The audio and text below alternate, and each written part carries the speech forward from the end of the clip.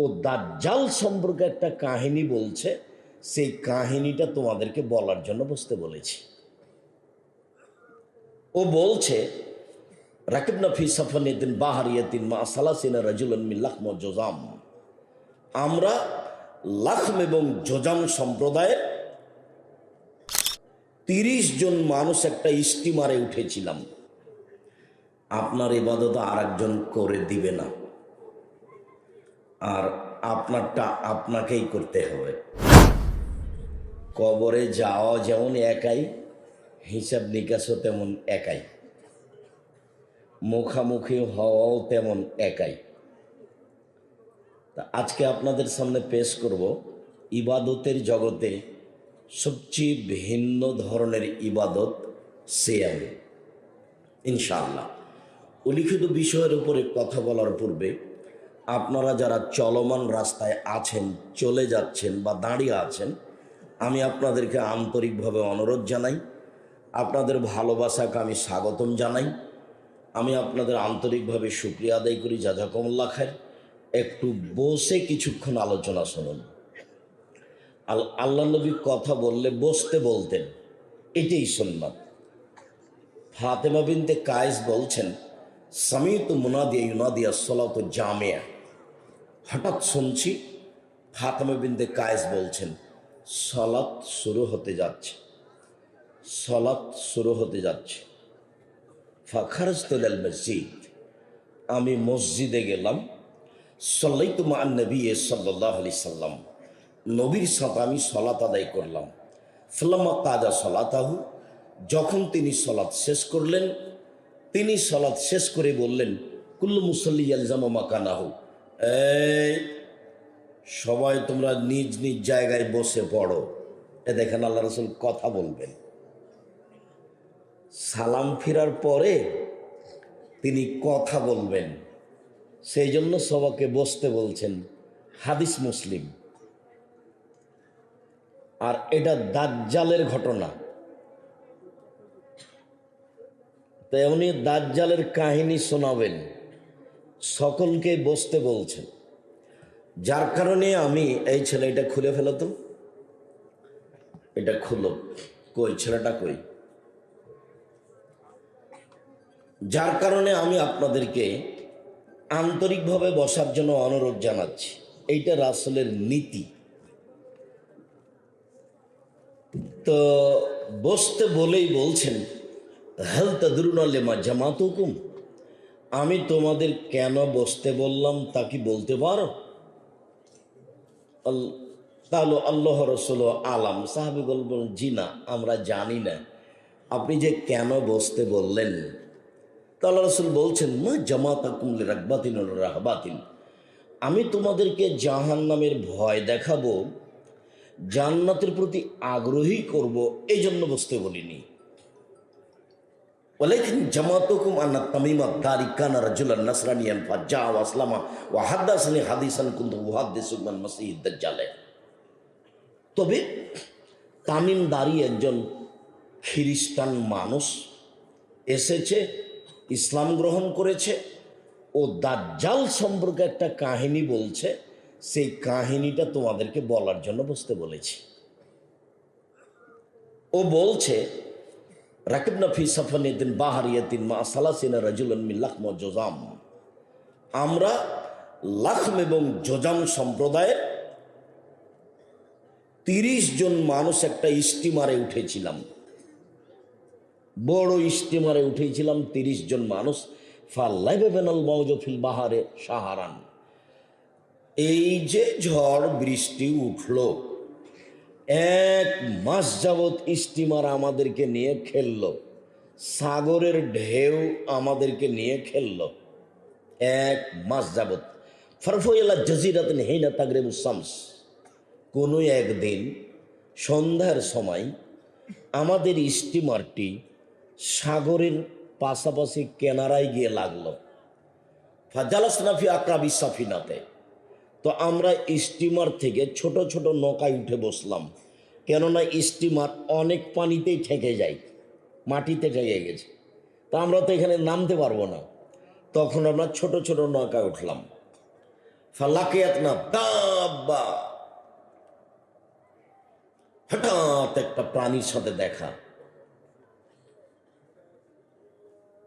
লা ইউদরানু মিন কুবুলিহি মিন দুবুরিহি বিকাসরাতি শার, ওর গায়ে এত লুম, লুমের কারণে বোঝা যায় না কোথায় তার মুখ আর কোথায় তার পিছন। এত গায়ে লুম, প্রচুর লুম। আমরা বললাম মা আনতা, মা আনতি, তুমি কে? তখন বলছে আনাল জাসাসা, আমি হচ্ছি সিআইডি। এটা উত্তর দিচ্ছে। তারপরে বলছেন ইজাবু ইলা হাজাত দায়রে, ওই যে একটা ঘর, ওই ঘরে তোমরা যাও, ফিহে ইনসানুন আযীম, সেখানে দেখবে একটা অনেক বড় মানুষ। ইস্তাকু ইলা খাবারিকুম, তোমাদের সংবাদের জন্য প্রতীক্ষমান রয়েছে। ফালাম্মা সাম্মাত লানা, যখনই বলেছে যে ওখানে একটা লোক আছে, তখন আমরা ভয় পেয়ে গেছি। আমরা দৌড়িয়ে ওখানে চলে গেলাম। দেখি সেখানে অনেক বিরাট বড় মানুষ, লোহার ঝিঁঝির দিয়ে হাত এবং পাকে গলার সাথে জড়িয়ে পেঁচিয়ে বাঁধা আছে। লোহার শিকল পায়ের নিচ দিয়ে নিয়ে হাতকে কাঁধের সাথে জড়িয়ে বাঁধানো আছে। এসুবুমাইনাস সামায়ওয়ালার যে লাভ দিয়ে আকাশে উঠে যাচ্ছে, আবার মাটিতে পড়ে যাচ্ছে, আবার লাভ দিয়ে আকাশে উঠে যাচ্ছে, আবার পড়ে যাচ্ছে। তো অবাক, এরকম এত বড় মানুষ তো আমরা জীবনে কোনোদিন দেখিনি। আমরা বললাম মানান্তা, তুমি কে? তখন বলছে আন্তুম কাদার তো বনি ফাঁক বরিনি মানান্তুম, আরে তোমরা তো জেনেই যাবা আমি কে, তোমরা বলো তোমরা কারা?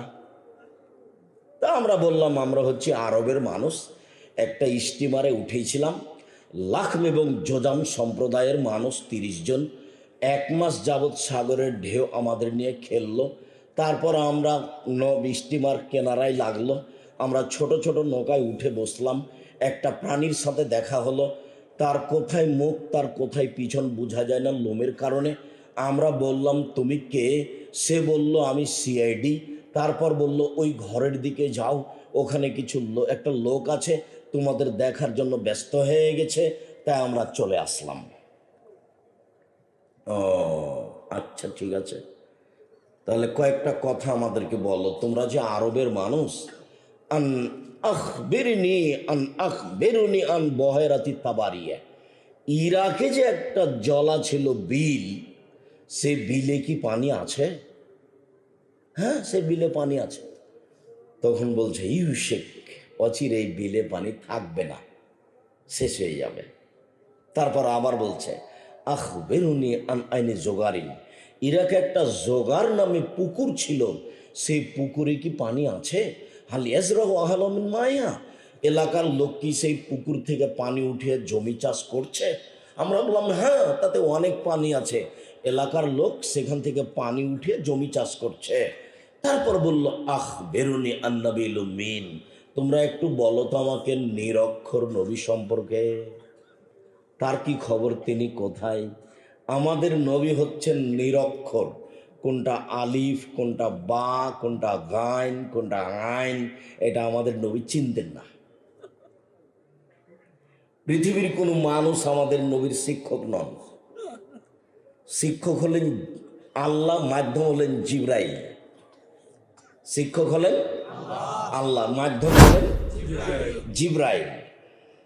তো আমাদের নবী নিরক্ষর, এটাও জানে। বলছে নিরক্ষর নবী সম্পর্কে আমাকে একটু বলো তো। উনি তো এখন মক্কা থেকে মদিনায় পালিয়ে গেছেন। ও, মদিনায় পালিয়ে গেছেন। আচ্ছা, তার অবস্থা কি? তার অবস্থা হলো বালতি। বালতি মানে হলো যুদ্ধ করছে ও আমাদের সাথে, একবার ও জয়ী হয়েছে বদরের যুদ্ধে, আর একবার আমরা জয়ী হয়েছি উহুদের যুদ্ধে। তো অবস্থা হলো বালতি। বালতি মানে আগে ইদারা কুয়া, কুয়া বুঝেন আপনারা?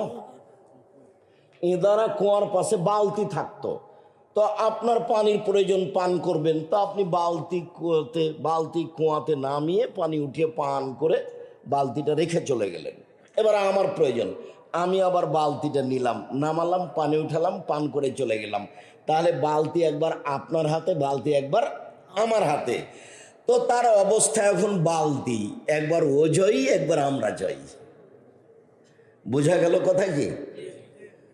আমরা বললাম যে তার অবস্থা এখন বালতি, তখনও বলছে ও জীবন লাম্মায়ুতিও। মদিনা মক্কা পৃথিবীর মানুষের উচিত তাকে মেনে নেওয়া, পৃথিবীর মানুষের উচিত তাকে মেনে নেওয়া।